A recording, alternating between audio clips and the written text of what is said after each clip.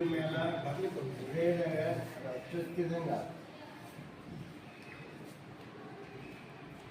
ನಾನು ಒಂದು ಗುರುಕುಲಕ್ಕೆ ಮ್ಯಾರೇಜ್ ಇತ್ತು.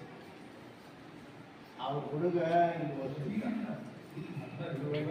ಕರ್ಕೊಂಡು ಹಾಕಿ 10 ನಿಮಿಷಕ್ಕೆ ವಾಪಸ್ ಕರ್ಕೊಂಡು ಹೋಗಿ ಅಂತ ಹೇಳಿದ್ವಿ. ಪರೀಕ್ಷೆ ಇತ್ತು ಅಂತ ಸಮಯದಲ್ಲಿ ಆಯಿತು ಅಂತ ನಾನು ಕಡ್ಲಾಕಿದ್ದೆ. ಅವ 4ನೇ ಕ್ಲಾಸ್ ಹುಡುಗಿದ್ದ. ಅಲ್ಲಿ ಗ್ರೌಂಡ್ದಾಗೆ ಇದ್ದಾವ.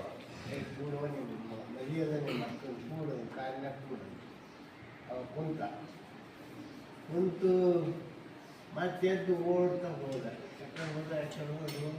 ಮತ್ತೆ ಓಡ್ತಾ ಬಂದು ಎಲ್ಲಿ ಹೋಗಿದಪ್ಪ ಅಂತ ಟೀಚರ್ ಪರ್ಮಿಷನ್ ತಂದ್ರು ಅಂತ.